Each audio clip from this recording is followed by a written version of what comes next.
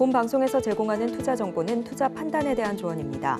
방송에서 제공하는 주식의 가치, 가격 상승 및 하락에 대해서는 방송사에서 보장하지 않습니다.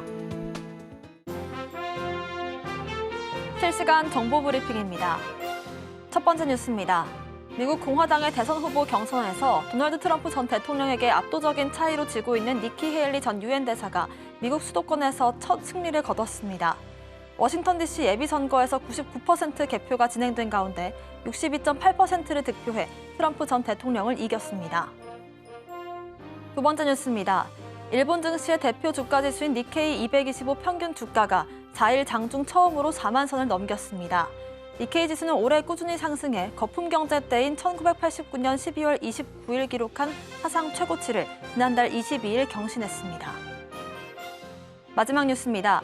이탈리아가 반군 후티의 미사일을 홍해상에서 격추했습니다. 미국과 영국에 이어 유럽연합까지 홍해 도발에 대응에 합세하는 모습입니다.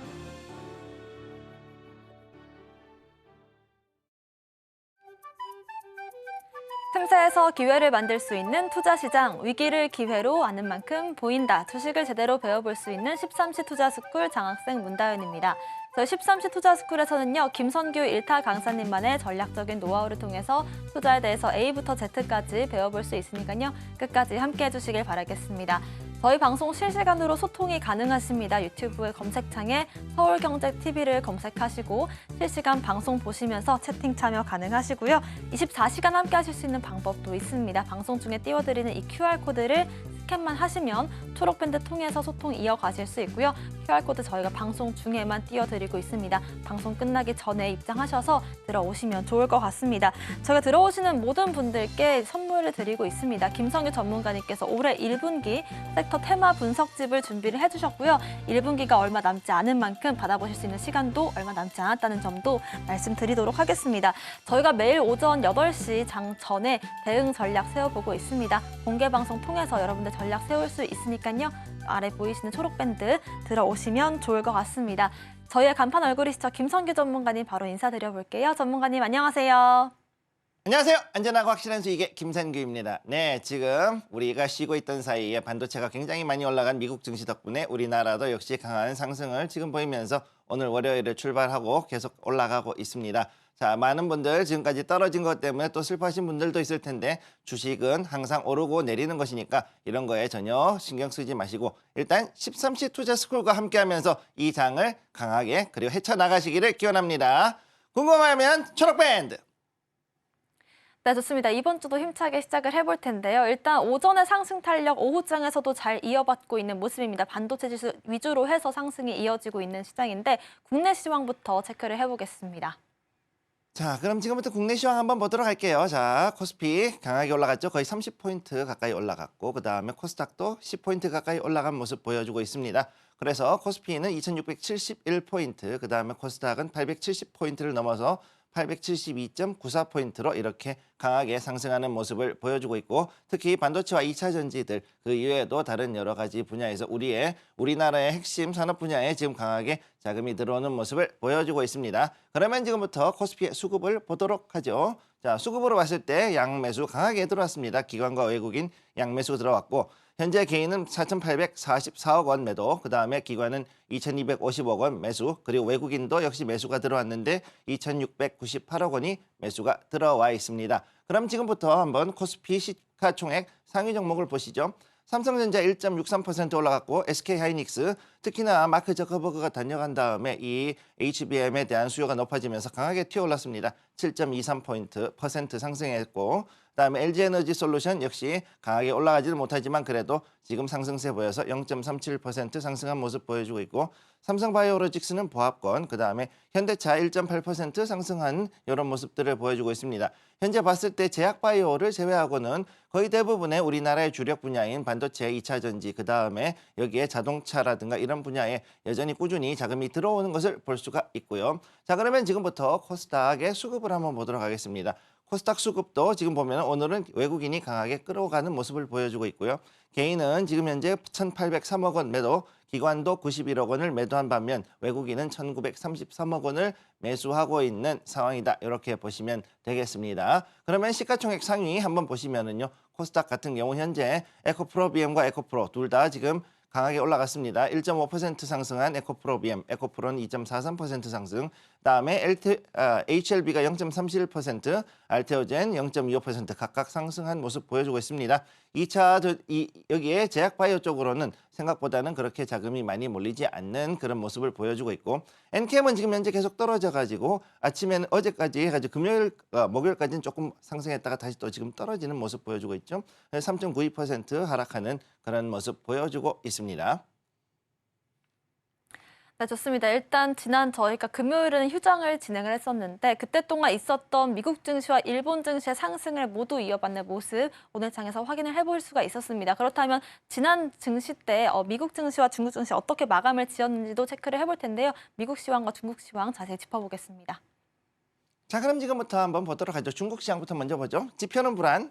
자, 지표 나온 건 그렇게 좋지가 않아요. 그런데 기대는 잔뜩 이제 하고 있다. 왜? 이번 주부터 있는 전국인민대회 전인대. 자, 전인대가 있죠. 자, 전인대 요게 있으니까 요걸 지금 기다리고 있다. 그다음에 또 미국은 어떻게 됐느냐? 이틀 연속 자, 금요일 토요일에서 또 기술주만 올랐는데 어째 불안한 모습이다. 이런 얘기가 나오고 있죠. 요거 한번 지켜보도록 하겠습니다. 자, 그럼 먼저 중국장 먼저 보시죠. 중국장 샹하이하고 션전 같은 경우 지금 이틀 연속으로 해서 이렇게 양봉 나온 모습.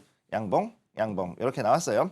자, 그래서 이렇게 올라왔는데 지금 보면은 전에 있던 그 저항대에서 특히 많이 올라가지는 못하고 있는 모습이죠. 즉 오늘 전인대, 즉 전국인민대표 회의를 지금 기다리고 있다. 이렇게 보시면 되고, 홍콩 H지수는 바닥을 터서 지금 다시금 올라가서 떨어졌다가 지금 올라갔다. 자, 떨어졌지만 양봉 하락, 그 다음 다시 또 이제 상승 이렇게 올라갔기 때문에 이 자리를 계속 횡보하는 모습 보여주고 있습니다. 자, 각원 자시엔 같은 경우는 지금 올라갔다가 지금 음봉 마감했죠. 그렇기 때문에 여기서 봤을 때는 오히려 지금 나스닥 지수보다는 약간 선행해가지고 오히려 조금 떨어질 확률이 있다. 이렇게 보시면 됩니다. 각원 지수가 지금 떨어지면은 필라델피아 반도체 지수에 영향을 주고요. 지수에 거기에 영향을 주고 나면은 그 다음에는 나스닥이 오히려 조금 흔들릴 수 있다는 거 기억을 해두시기 바랍니다. 다음으로 넘어갑니다. 자, 그다음 미국 장시황 현재 보시면은 역시 이틀 연속했는데 상승은 했어요. 자, 음봉의 상승, 양봉의 상승. 다우는 이렇게 해서 상승을 했는데 이게 어째 딱 보니까는 어떠냐? 여기 이렇게 해가지고 자, 계속해가지고 횡보하고 있는 모습 보여주고 있습니다. 그 다음에 나스닥은 지금 여기인데 여기가 어디냐? 전고점이에요. 전고점 16,274포인트. 자, 16,300포인트 근처까지 왔습니다. 자, 16,300포인트인데 여기로 과연 넘어가느냐가 가장 큰 관건인데 넘어갈 수 있을지는 지켜봐야 되는 거죠.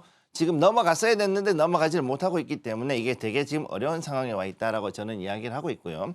그 다음에 S&P 500 같은 경우는 어떻게 되느냐? S&P 500은 지금 현재 이 자리에서 자, 여기서도 역시 5,100선을 돌파했습니다.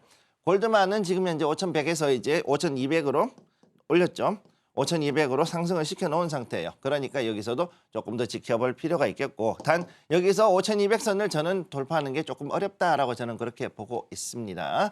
자, 그리고 마지막으로 봤을 때 필라델피아 반도체 지수가 이틀을 봤을 때 많이 올라갔어요. 특히 금요일 같은 경우는 4.39% 여기 강하게 올라갔죠. 4.39%가 올라갔는데 지금 여기에서 이렇게 올라간 상태에서 대만의 각원지수가 빠졌죠. 그러니까 어떻게 되느냐? 여기서 올라가는 힘이 떨어지니까 오늘 같은 경우는 오히려 조금 떨어질 확률이 있다. 이렇게 보시면 되겠습니다. 자, 그러면 지금 오늘 미국장은 이번 주는 이제 워닝 스위프는 이렇게 해가지고서는 여러 가지 종목들이 나와 있지만 현재 나온 걸로 봤을 때 이제 거의 끝물이라고 보시면 되겠고요. 거의 대부분이 이제 생활 관련돼 있는 것, 즉 경기 방어나 아니면 경기 순환주를 중심으로 해서 이렇게 돌아가는 그런 모습을 보일 것으로 보이고, 자, 오늘 같은 경우는 자, CE가 있고 그다음에 특별히 나오는 건 많이 없습니다. 여기 GitLab 그래서 요거는 이제 그 우리 GitLab이 저기 프로그램인데 그 개발자들 프로그램이에요. 그래서 요거에 관련돼 있는 종목도 요거 조금 볼 필요 있고, 그다음에 Aerovironment 자, 요거 이제 그 공기 관련돼 있는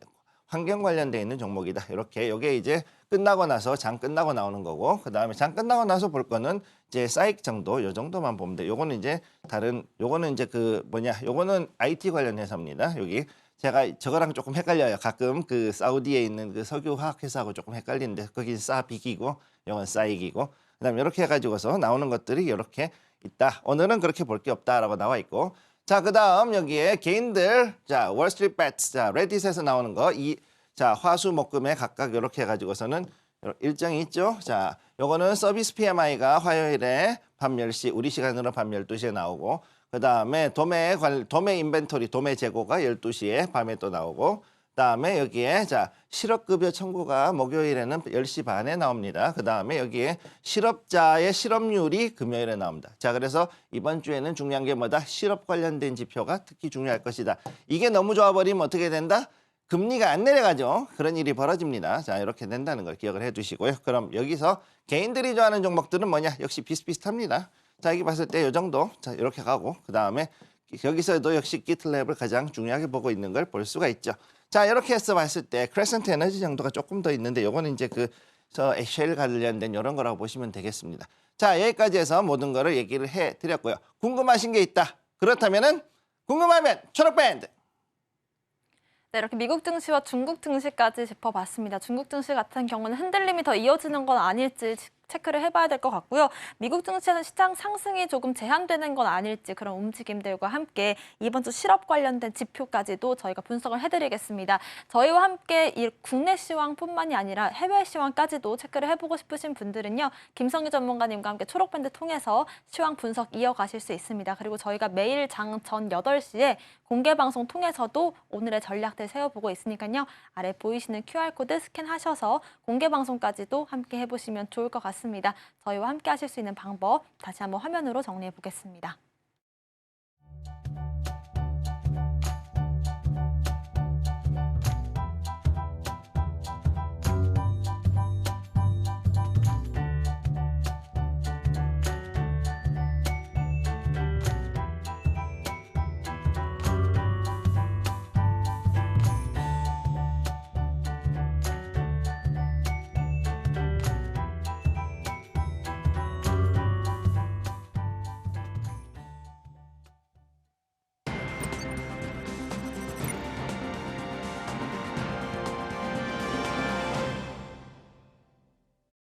(13시) 투자스쿨 본격적인 1교시 수업 시작해 보겠습니다. 1교시 수업은 무엇이든 알려주기호 시간인데요.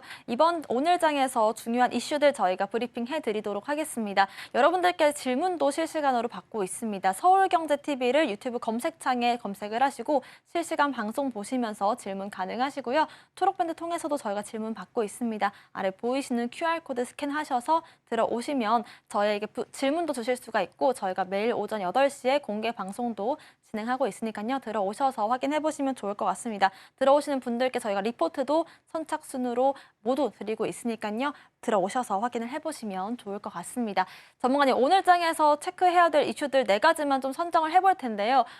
연휴가 껴서 좀 많을 것 같습니다. 어떤 이슈들 체크를 해주실까요? 일단은 제일 중요한 게 저커버그가 오기 전하고 오고 난 뒤하고 지금 현재 분위기가 확 달라졌다. 요걸 일단 말씀을 드리고 싶고 첫 번째. 그 다음에 지금부터 해가지고서 오늘의 이슈 포인트를 한번 보도록 하죠. 첫 번째, 시총 6위 중 5개는 자 코스피로, 코스닥에 있던 대장주들이 전부 다 코스피로 도망을 갔다 이래가지고서는 지금 난리가 났다 이런 얘기를 하고 있죠. 자, 이런 게 첫 번째. 두 번째는 올해 미국에서 금리 인하 없을 수도 있다. 내년에나 봐 이래가지고서는 난리가 났다. 이것도 있고요. 그 다음에 세 번째, AI 칩에서는 지금 현재 한국은 밀렸지만 그러나 비밀 병기가 있으니까 된다. 요거 좀 이따 말씀드리겠습니다. 네 번째로 자 2위 삼성에게 또 새로운 기회. 자 이래서 지금 여기 보면 뭐냐, 삼성전자에 어떻게든 새로운 기회가 있다라는 그 기사가 2개가 지금 나오고 있죠. 요거를 일단 보고 얘기를 시작하도록 하겠습니다. 자, 첫 번째 서울경제예요. 자, 시총 6위 중 5개가 지금 코스피로 가 있다. 아주 문제가 크죠. 지금 여기서. 자, 코스닥의 엑소더스 21년 만에 최대. 지금 코스닥은 너무 변동성이 크고 여기에 너무나 많은 개인들이 들어오고 해가지고선 힘들다. 그러니 차라리 이제 메이저리그인 코스피로 가가지고 여기에서 오히려 우리가 좀 더 안정적으로 이제는 더 크게 성장해야 되지 않겠냐라고 얘기를 하죠.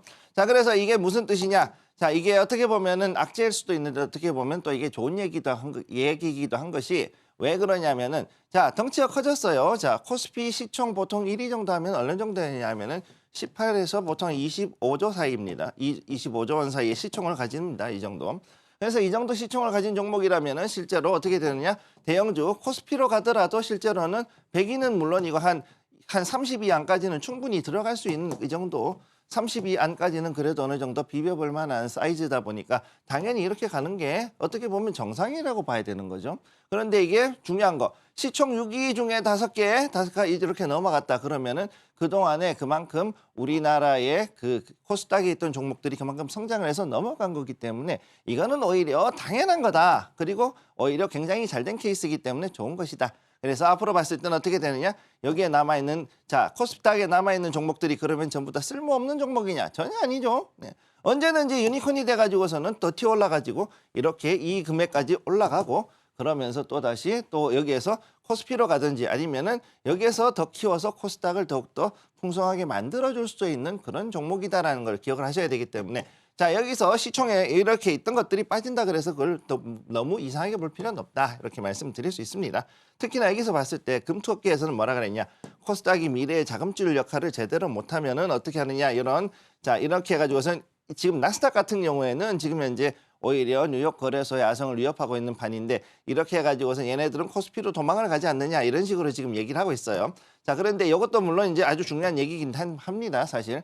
그래서 코스닥이 어느 정도는 이제 커져가지고서는 거기서 더 많은 이제 좋은 종목들이 나와주고 그래서 이렇게 올라간다 그러면은 당연히 이거는 더 중요한 그만큼 이제 더 좋은 일이 있을 수 있겠죠. 어떻게 보면은 우리나라의 국내 증시의 특성상 어떻게 보면은 너무 줄 세우기 좋아하는 문화 있잖아요. 1등이 누구, 2등이 누구 이런 거. 예. 그리고 이제 밑에 또 코넥스가 또 있고 그렇지 않습니까? 그러다 보니까 그런 거에서 3부 리그에서 2부 리그, 2부에서 1부 리그로 올라가자 뭐 이런 생각을 하는 그런 정서가 있다 보니까 이런 것이지 사실 그런 걸 따지지 않고 본다 그러면은요 이거는 큰 의미는 없는 거다.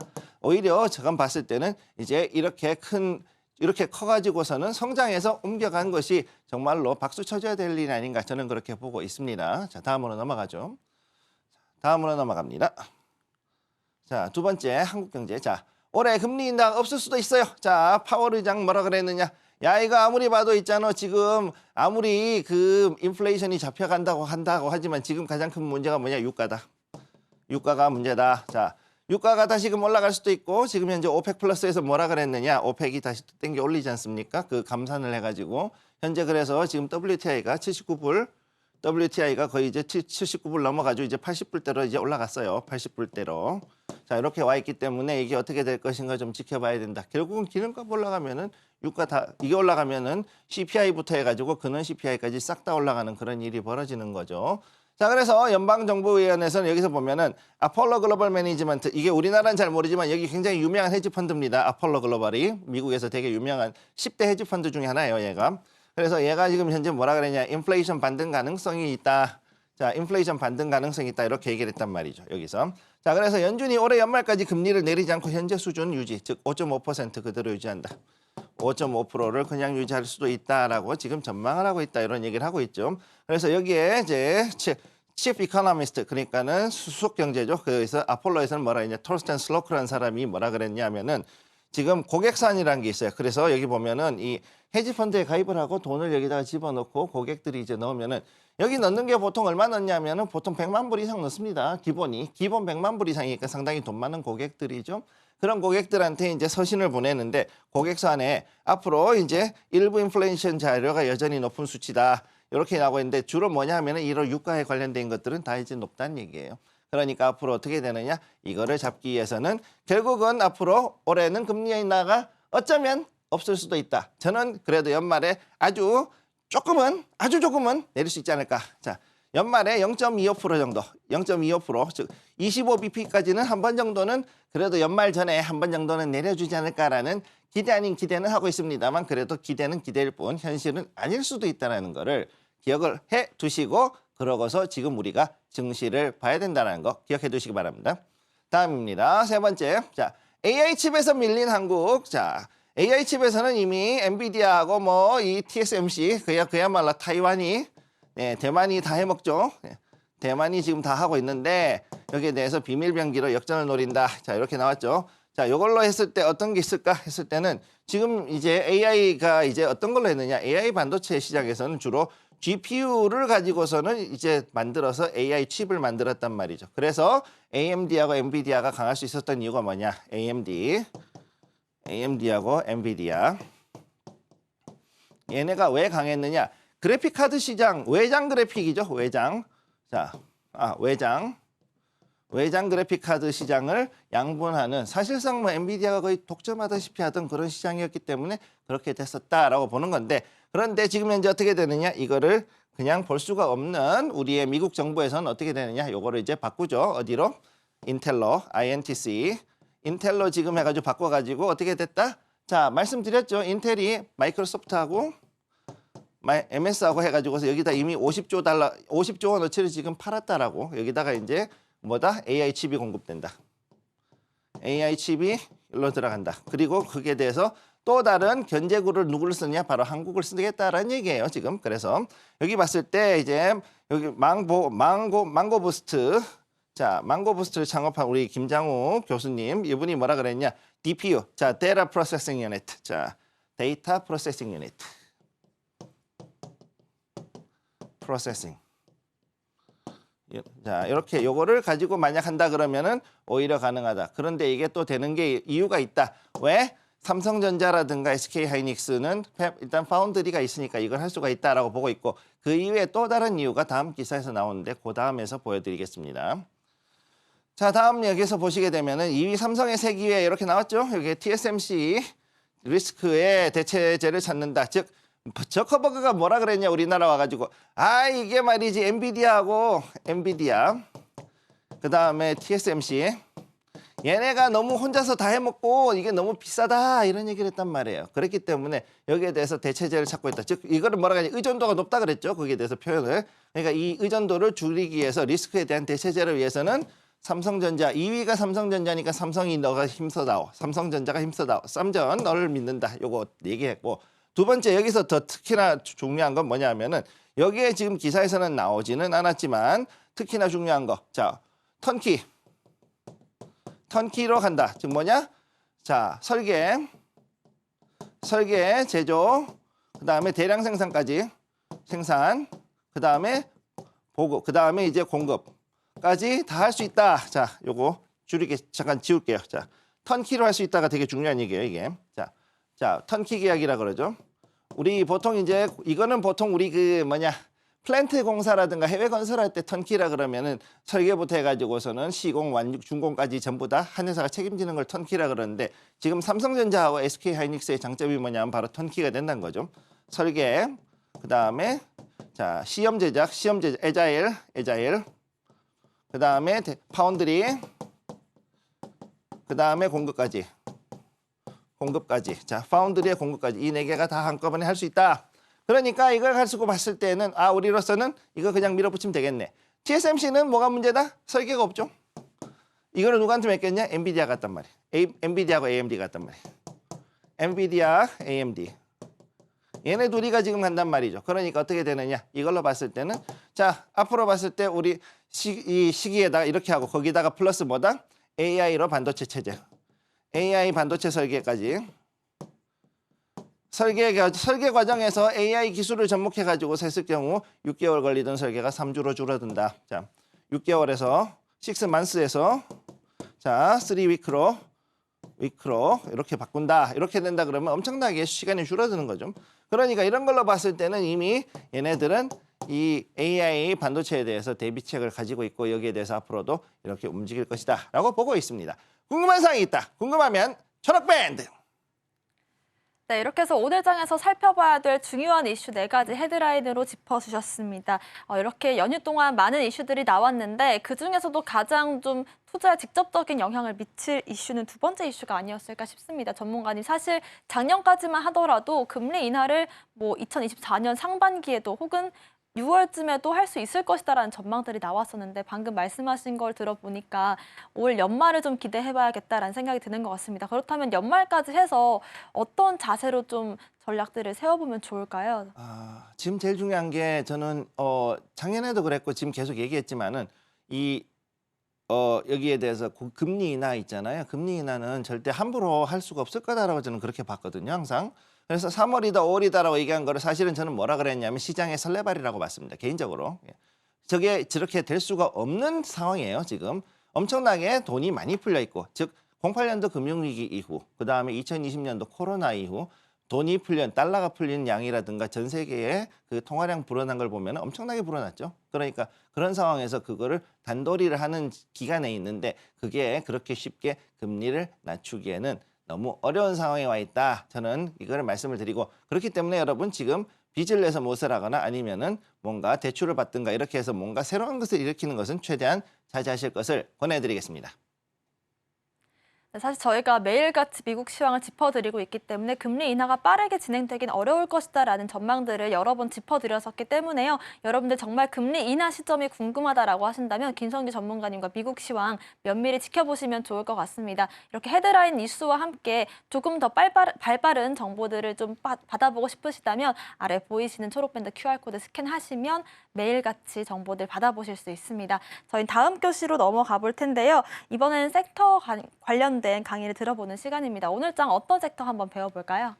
자, 지금 가장 민감한 주제 중에 하나인데, 자, 지금 현재 의사들 다 지금 저거 있잖아요. 네, 파업 파업하셨죠? 근데 그럼 여기에 관련해가지고 지금 참 뜨고 있는 참 안타깝지만 테마로 뜨고 있는 게 지금 바로 이 종목 이 부분인데, 비대면 진료. 네. 이거에 대한 것들을 이제부터는 얘기를 해야 될 것 같아요. 자, 비대면 진료에 대한 얘기를 지금부터 하도록 하겠습니다. 자, 그러면은 지금부터 환자를 직접 보는 일이 없이 바로 진료하는 기술이다. 이렇게 나왔죠. 자, 환자를 직접 보지 않고, 즉 대면으로 보지 않고, 그다음에 카메라와 그다음에 디스플레이를 보고서 그러고서는 진료하는 기술이다라고 나와 있어요. 처음에 여기에 대해서 원조는 누구였냐? 바로 미국 회사 중에서 아주 유명한 회사 있죠. 텔라닥이라고 있습니다.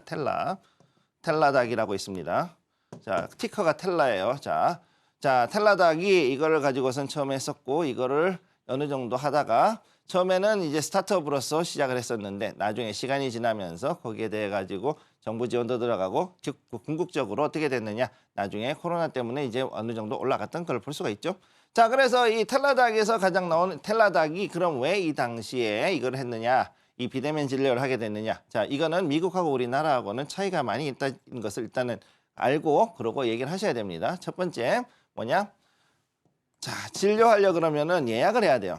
예약을 해야 되는데 예약이 너무 오래 걸려. 너무 오래 걸린다. 나는 지금 아파가지고 감기가 들었는데 진료를 하려 그러니까 예약은 한 달 뒤에 오라 그러시면은 여러분들 어떻게 하시겠습니까? 환장하죠? 아주 황당해지고 힘들어지죠? 그러니까 이거 어떻게 되냐? 이거 하기가 힘든 거예요. 자, 그러니까 어떻게 되느냐? 이럴 거면은 차라리 이런 간단한 질환이라든가 일반 진료 같은 경우라면은 차라리 우리가 이렇게 대면 진료해야 되지 않겠냐? 그리고 의사도 너무나 멀리 있어요. 차로 해가지고 10분, 15분. 자, 이거 차로 해가지고서는 이분이 차로 10분이면 양반이야. 이 정도면 괜찮아. 뭐 1시간, 2시간 길면은 뭐 어떻게 되면 대도시로 가야 된다 그러면 6시간까지도 가죠. 6시간까지도 차로 가야 되는 뭐 이런 일이 벌어집니다. 그러다 보니까 어떻게 되느냐? 자, 텔라닥은 자, 요걸 좀 지울게요. 자, 그러면은 자, 특히나 자, 장거리에 있는 의사. 그다음에 너무나 어려운 예약. 그죠? 예약이 있죠. 그리고 또 거기다 뭐다? 그리고 알고 봤는데 그렇게 특별하게 뭐 어렵지도 않고 그냥 아주 단순 진료야. 그러면은 이럴 경우에는 그냥 이걸 그냥 바로 비대면으로 해가지고 해도 되지 않을까라는 생각을 하게 된 거죠. 그래서 어떻게 된 거냐? 미국의 메디케어 때문에 결국은 메디케어 비용 때문에 결국 이 분야가 뜨게 된 거고 그러고 난 다음에 어떻게 됐냐? 우리나라도 거기에 맞춰가지고 한국식의 비대면 진료가 이제 일어납니다. 뭐냐? 결국은 우선은 진료 예약을 우선은 아주 간단하게 해가지고서 바로 해서 바로 갈 수 있는 시스템. 그래도 대한민국의 그 의료 보험은 전 세계에서 최고 수준을 자랑하죠. 아주 싸고 아주 양질의 그 서비스를 제공을 해주는 그런 거기 때문에 많은 나라에서 지금 벤치마크하고 있습니다. 실제로. 자, 그래서 이런 것들을 하다 보니 어떻게 됐느냐. 자, 여기까지 해가지고서는 그래, 우리 비대면 진료하는 것도 나쁘지 않을 것 같다라는 생각도 스멀스멀 올라오기 시작합니다. 자, 그래서 두 번째. 자, 당뇨라든가 고혈압이라든가 아니면은 뭐 일반 진료 중에서 만성 질환 혹은 특히나 미국 같은 경우 여기에 대해서 이제 일부 그 유전병 질환이 있어요. 근데 그러니까 이게 뭐냐? 자, 주기적으로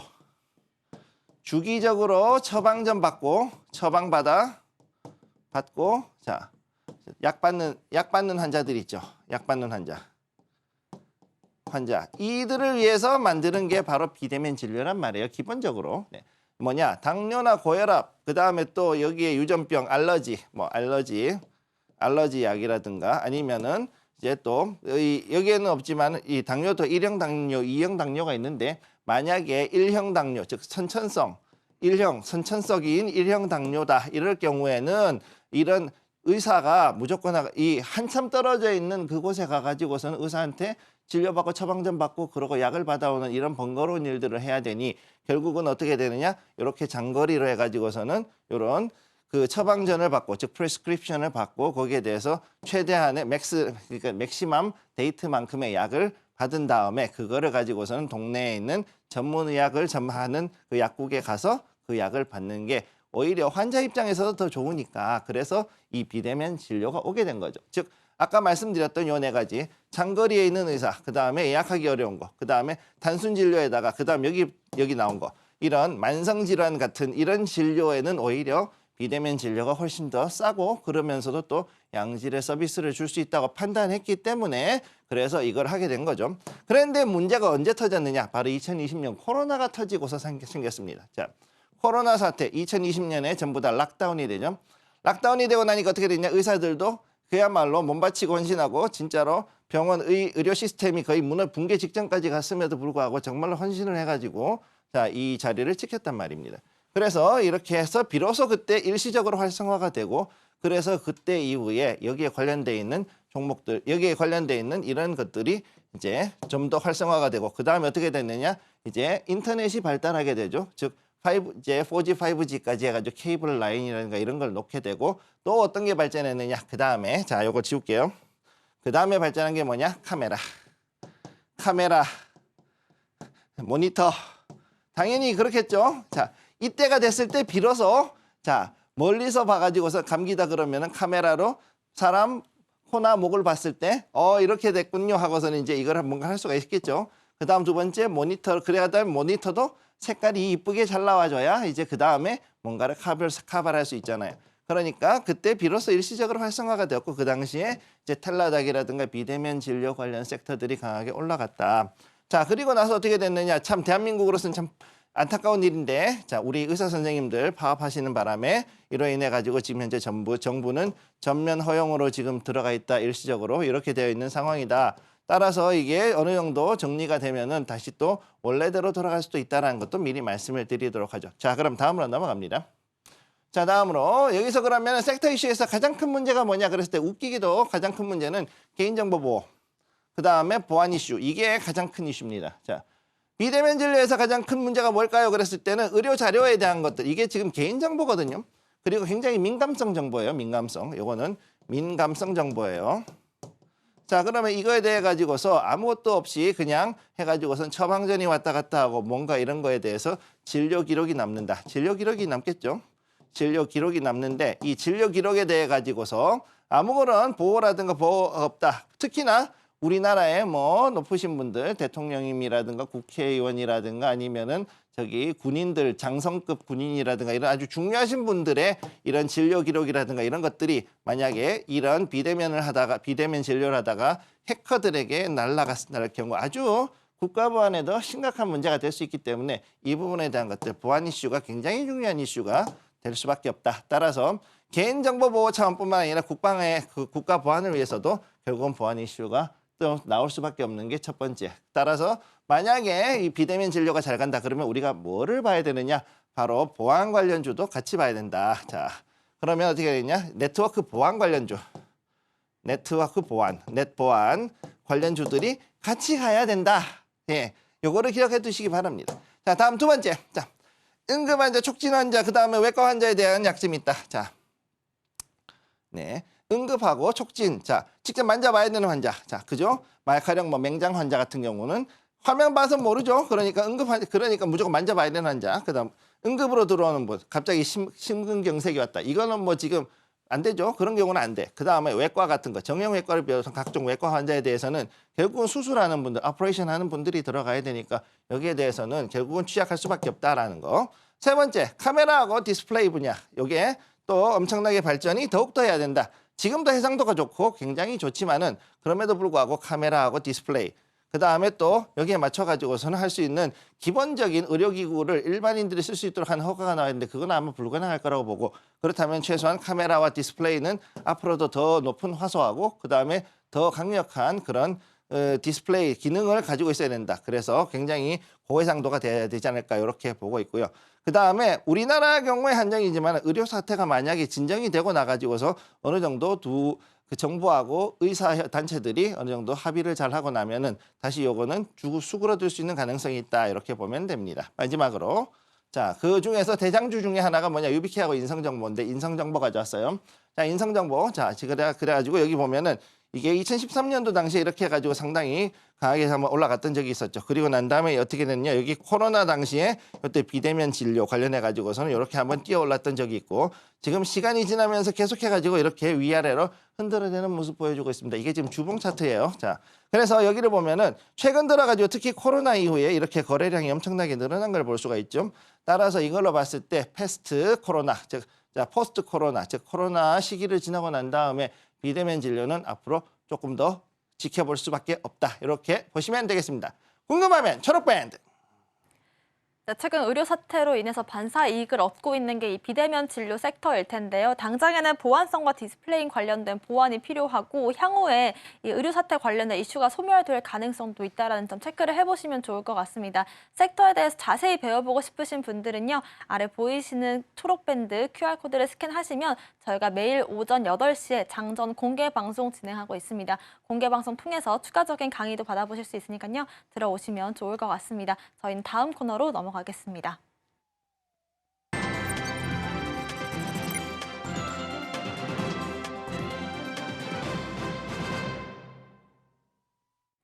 지금부터는 계절을 빨갛게 물들여보는 시간입니다. 오늘의 히든 종목도 알아볼 거고요. 히든 종목 전에 오늘 장에서의 강세 테마들도 분석을 해볼 텐데요. 그 전에 저희의 수익률은 어땠는지 화면으로 먼저 정리해 보겠습니다.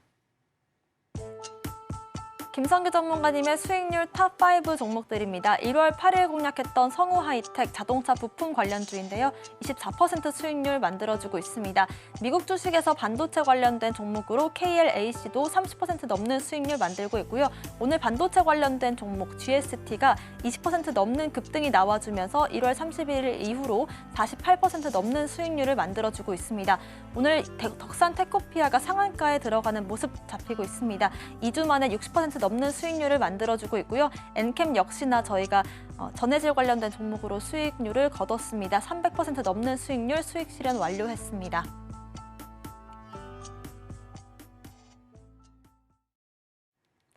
네, 2위에 위치해 있는 덕산테코피아가 오늘 장중에 상한가에 들어갔습니다. 지금 현재도 29% 가까운 상승 보여주고 있기 때문에요. 리뷰로 다뤄볼 거고요. GST 역시나 급등에 급등을 더해서 오늘까지도 20% 넘는 급등세가 연출되고 있습니다. 단기간에 급등이 나온 종목들이 있어서 먼저 리뷰로 다뤄보겠습니다. 전문가님 부탁드릴게요. 그러면 테마 보도록 하죠. 테마 리뷰. 첫 번째 중요한 거. 네, 지금 여기서 봤을 때 오늘 장 테마를 일단 보겠습니다. 첫 번째, 자, 반도체 2차 전지. 자, 반도체 2차 전지 이쪽으로 해가지고서 이쪽으로 먼저 나오고 있고, 그 다음에 자동차, 그 다음에 디스플레이 이렇게 해가지고서 지금 나오고 있고요. 그 다음에 로봇, 금융, 정유화학 이렇게 해가지고 7대 종목에 계속해가지고서 오전에 이렇게 들어온 모습을 볼 수가 있어요. 자, 그중에 특히 저커버그 효과 때문에 반도체, 특히 소부장은 강하게 튀어올랐고 2차 전지는 지금 현재 어떻게 됐냐. 자동차 관련해서 특히 현대차 관련된 공장 관련된 소식으로 인해 가지고 관련된 종목들이 또 전기차 관련된 종목이 뜨고 있습니다. 전기차 부품들이 뜨고 있고 자동차는 이 중에서도 또 자동차 부품, 그 다음에 자율주행. 지금 전체적으로 봤을 때 자, 이번에 오늘 우리가 이틀 쉬었죠. 자, 그래가지고 우리가 3일짜리 쉬었기 때문에 그로 인해 가지고 미국장이 이틀 동안 연속해서 상승한 그 영향을 지금 오늘 강하게 받고 있다라고 보시면 되고 이들이 올라가면서 자연스럽게 디스플레이 관련 종목들도 지금 올라가는 모습을 보여주고 있습니다. 따라서 여기 보면은 이 로봇과 그다음 로봇 역시 또 이제 반도체하고 2차 전지에 같이 영향을 받고 있는 걸 볼 수가 있고 그다음에 금융 쪽으로 했을 때는 벤처 캐피탈을 제외하고는 전부 다 지금 강하게 올라간 모습 다 보여줬습니다. 다시. 그다음에 정유화학이 지금 현재 유가가 올라가면서 정유랑 그다음 화학 쪽으로 해서 좀 강세를 보여주고 있죠. 자, 오늘 종목을 보면 유일레나테크, 폴라리스 AI, 그다음에 한성크린텍 이렇게 세 개가 지금 관련 종목으로 해서 상당히 급등한 모습을 보여줬는데요. 하나 보시죠. 지금부터 하나씩. 자, 첫 번째, 자, 유일레나테크, 현대차 배터리 조립 장비 공급 2차 전지 관련 섹터입니다. 자, 그래서 여기서 보다 보니까 배터리 조립 장비를 공급을 하면서 상한가 들어갔었습니다. 장 초반에. 그래서 29.93%까지 올라갔고, 지금까지 봤을 때 2차 전지 소부장들이 그동안 쭉 떨어졌었죠. 이때 잠깐 들어오고 5월 달에 잠깐 들어오고 난 다음에는 거의 그 공급 없이 거의 다 거래량 없이 이렇게 쭉 흩어져 내려왔다가 여기서 드디어 이제 오늘 잠깐 튀어오르는 모습을 보여준 건데, 자, 요런 반짝 움직임에 대해서 2차 전지가 갈 것이냐라고 생각하시는 분들이 있어요. 근데 2차 전지도 잘 골라가지고 가야 된다. 2차 전지도 갈에만 간다. 예. 갈에만 간다. 요거를 기억을 해주시고, 누가 가는 것이냐? 그거는 나중에 8시에 아침에 무료 타임. 그때 아니면은 제가 초록밴드에서 따로 말씀을 드리도록 하겠습니다. 자, 다음 두 번째, 폴라리스 AI. 자, 에스텍 파마 인수 소식. 자, 이거는 지금 현재 가지고서는 여기에 그 제약회사죠. 제약회사 인수하는 소식에 다시 또 상한가가 들어갔다. 폴라리스 AI가 사실은 AI 기반의 회사죠. AI 기반인데 앞으로 이제 제약바이오가 이제 합쳐서 퓨전을 일으켜 가지고서는 앞으로 좀 더 뭔가 새로운 것을 만들 수 있지 않을까라는 그런 느낌적인 느낌이 들다 보니 사람들이 이제 여기에 대한 기대감을 가지게 된 건데, 그 이전에도 재밌었어요. 자, 여기 보면은 올해 들어오면서 엄청나게 거래량이 늘어난 걸 볼 수가 있죠. 자, 한 파동, 두 파동, 여기서 이제 세 파동 한데 여기서 또 다시 뛰어 올렸습니다. 굉장히 지금 강하게 올라가고 있는데, 지금 여기는 굉장히 정석적인 움직임. 자, 정석으로 올라가고 있다는 걸 보시면 되고, 자, 그 다음 세 번째 한성 크린텍입니다. 초순수. 자, 반도체 만들 때 초순수가 무조건 필요하죠. 근데 이게 지금 부족한데 이게 지금 다 수입품이에요. 그러다 보니까 앞으로 국산화해가지고서 국산으로 해서 초순수를 도입하자라는 얘기를 하면서 거기에 수혜를 받아 급등을 했는데 최고점이 23.58%까지 올라갔다. 자, 여기에 한성 크린텍 같은 경우는 이 반도체 초순수 관련주였기 때문에 이렇게 오르락 내리락 했었고, 한때는 이런 때 그래도 이런 자리에서 같은 경우는 조금씩 그 전에도 거래량이 들어왔어요. 그리고 이제 2024년 올해가 들어오면서 여기서도 하나, 둘, 셋 이렇게 해가지고 또 지금 이렇게 올라가죠. 자, 그래서 보통 3번 올라가면은 보통 여기서 꺾어지는데 요즘은 한 번 정도 더 올라가는 이런 경향을 보이고 있습니다. 이거를 기억을 해두시면 되겠습니다. 네, 이렇게 해서 오늘 장에서 강세를 보여주고 있는 테마들 알아봤습니다. 반도체와 2차 전지, 자동차와 디스플레이, 로봇과 금융, 정유, 화학까지 여러 섹터들과 함께 알아보면 좋을 저희가 종목들도 선정을 해드렸고요. 저희가 다음 종목들도 선정을 해드리도록 하겠습니다. 오늘의 히든 종목 알아보기 전에 저희가 히든 종목으로 제시를 해드렸던 종목들 어떤 수익률을 보여주고 있는지 짚어볼 텐데요. 일단 덕산테크피아가 오늘 상한가에 안착하는 모습이 나와줬습니다. 덕산테크피아부터 GST까지 쭉 이어서 봐주실게요. 네, 그럼 먼저 먼저 덕산테크피아 보겠습니다. 거의 뭐 이게 상한가 들어갔다 잠깐 풀렸지만 그래도 가지고 강하게 올라갔죠. 자, 덕산테크피아 같은 경우 2차 전지 관련주로 해가지고 굉장히 그동안 여러 가지로 얘기가 나왔던 종목이었는데 가지 못하고 있다가 오늘 같은 경우 드디어 이제 크게 올라갔어요. 자, 지금 현재 봤을 때는 그 2차 전지가 마지막으로 이제 한 번 정도 힘을 낼 수 있는 시기에 왔다라고 보고 있는 거죠. 따라서 이 자리가 생각보다는 나쁘지 않은 자리에 왔다. 그래서 강하게 특히나 올라갔고 덕분에 수익을 좀 많이 낼 수 있었습니다. 자, 차트를 한번 보시면은 아주 정통적인, 자, 어소덕스라 그러죠. 제가 맨날 그러죠. 정석 차트. 올라갔다가 한번 쉬었다가 여기서부터 해가지고서 저 밑에서 샀어요. 사기는 밑에서 샀는데 샀다가 밑에 올라갔다가 여기서 한번 조금 쉬어가는 자리였죠. 쉬어가는 자리에서 여기서 한번 더 크게 거래량이 터지면서 위로 올라가는 두 번째, 자, 이런 부분이 있습니다. 자, 그래서 이 부분이 이제 어디까지 갈 것인가 조금 더 지켜볼 필요가 있는데 일단 중요합니다. 자, 그 다음 두 번째 GST. 자, GST를 볼게요. 자, GST도 지금 19.2% 아주 많이 올라갔어요, 얘도. 자, 그래서 여기 같은 경우도 지금 보면은 이거는 이제 반도체 관련 종목인데 생각보다 강하게 많이 올라갔죠. 자, 반도체 섹터들 중에서도 물론 더 올라갈 수 있는 다른 종목들도 많았지만은 GST 같은 경우도 이제 제가 봤을 때는 충분히 그동안 저평가되어 있던 숨어있던 종목이기 때문에 갈만하다라고 판단해서 했던 것이고, 차트를 한번 보시죠. 자, 차트를 보시게 되면은 자, 이것도 역시 가다가 갭 상승을 했어요. 요 같은 경우 이 GST 같은 경우에는 여기에서 천천히 완만하게 올라가 주던 이런 모습이었는데 오히려 이평선이 좁아지면서 떨어질까 아닐까 하다가 여기서 지금 오히려 튕겨 올려줬습니다. 자, 그렇다면은 이 자리 같은 경우에는 이제는 거의 끝에 자리에 왔다라고 저는 일단 보고 있기 때문에 사실은 원래는 이제 오늘 종가로 해가지고 보고서 매도 사인을 나가야 되는 그런 종목이다. 이렇게 보시면 되겠습니다. 덕산테크피와 GST 모두 높은 수익률로 저희가 히든 종목으로 제시를 해드렸기 때문에요. 오늘 종가까지 보시면서 어디까지 보유를 해야 되는지 그 전략 궁금하신 분들은 아래 보이시는 QR코드 스캔만 하시면 자세한 종목에 대한 가격 전략들 받아보실 수 있습니다. 저희 오늘의 히든 종목도 그럼 궁금해지는데요. 전문가님, 오늘의 히든 종목 힌트부터 주실까요? 자, 오늘의 히든 종목 별이 5개. 자, 별이 5개예요. 자, 5글자. 제약바이오 헬스케어 섹터입니다. 자, 제약바이오 헬스케어를 같이 합니다. 자, 무슨 얘기냐? 보통 우리나라에서 헬스케어라 그러면 뭐죠? 의료기기예요, 기기. 제약회사, 제약바이오는 뭐다? 제약. 근데 제약하고 기기를 같이 하는 상당히 재미있는 회사입니다. 그러니까 뭐냐? 제약바이오 섹터로 넣기도 그렇고 헬스케어로 넣기도 그렇고 이런 복합 테마. 제가 늘 얘기하죠. 복합 테마. 자, 복합 테마. 아주 중요합니다. 복합 테마로서 되게 중요한 그런 종목이다. 이렇게 보시면 되겠고 여기에서 하는 걸 보면은 자 신약 개발 이것도 되고 제네릭이라 그러죠. 우리 복제약이라 그러죠. 복제약도 하는 것도 있고 그 다음에 바이오 쪽으로도 하는 것이 있고 그 다음에 또 뭐가 있냐? 의료기기로도 지금 현재 들어가가지고 의료기기 분야가 사실은 제약하고 다른데 그럼에도 불구하고 이것까지 취급을 하고 있는 아주 광범위하게 손을 대고 있는 그런 업체다 이렇게 볼 수가 있어요. 자, 여기서 특히 중요한 거 얘네들도 비만 치료제 관련된 테마로 엮여 있습니다. 그렇기 때문에 비만 치료제로도 특히나 중요하고 그다음 두 번째 방광염 치료기기 최근 들어 아주 EU 들어가서 아주 여기에 혹평이 아니라 아주 좋은 평가, 호평을 받고 있는 그런 상태이기 때문에 앞으로 의료기기 쪽으로도 잠재력이 상당히 큰 종목이다. 이렇게 볼 수가 있는 거죠.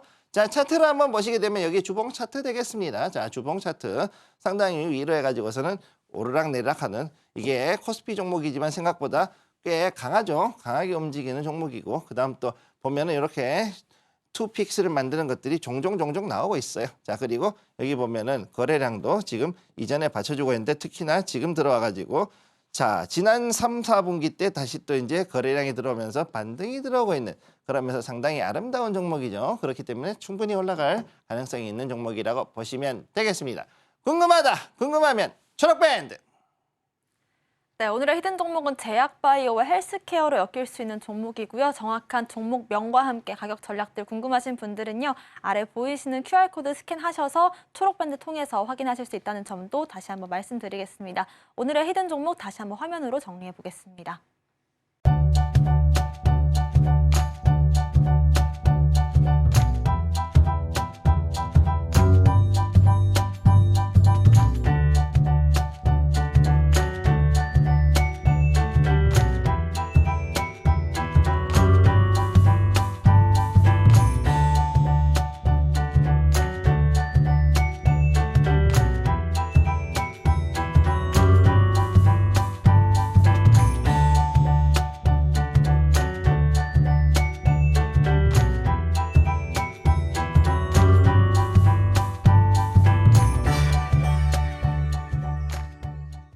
네, 이렇게 저희와 함께 하실 수 있는 방법까지 화면으로 정리를 해봤습니다. 들어오시면 저희의 오늘 히든 종목, 정확한 종목명 알아보실 수 있고요. 가격 전략들까지도 들어보실 수 있습니다. 방송 중에만 띄워드리고 있는 QR코드 스캔하시면 좋을 것 같고요. 저희가 매일 오전 8시에 공개 방송 진행하고 있습니다. 오늘 장에서 어떤 포인트들을 가지고 매매를 해야 되는지 그런 부분들 장 전에 미리 알아보고 싶으신 분들은 체크를 해보시면 좋을 것 같고요. 들어오시는 모든 분들께 저희가 리포트도 드리고 있습니다. 이렇게 1분기 자료집 드리고 있고 2분기 자료집 역시나 곧 준비가 완료될 예정입니다. 빠르게 받아보고 싶으신 분들도 아래 보이시는 QR코드 스캔하셔서 초록밴드 통해서 확인을 해보시면 좋을 것 같습니다. 오늘 방송의 핵심 내용 화면으로 정리해 보겠습니다. 13시 투자 스쿨 오늘의 핵심 정리입니다. 오늘 물어보교 시간에서는요. 비대면 진로 섹터 알아봤습니다. 인성정보 차트도 확인해봤습니다. 오늘 장에서는 반도체와 2차 전지, 자동차와 디스플레이, 로봇, 금융, 정유화학주들까지 테마 강세를 보여주고 있습니다. 오늘의 히든 종목은 제약바이오와 헬스케어, 의료기기까지도 엮일 수 있는 종목인데요. 정확한 종목명과 가격 전략은 초록밴드 통해서 확인해보실 수 있습니다.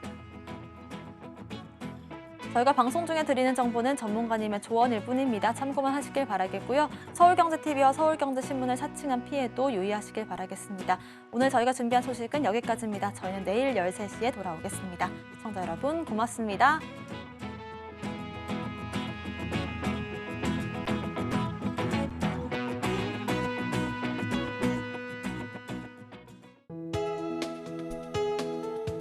본 방송에서 제공하는 투자 정보는 투자 판단에 대한 조언입니다. 방송에서 제공하는 주식의 가치, 가격 상승 및 하락에 대해서는 방송사에서 보장하지 않습니다.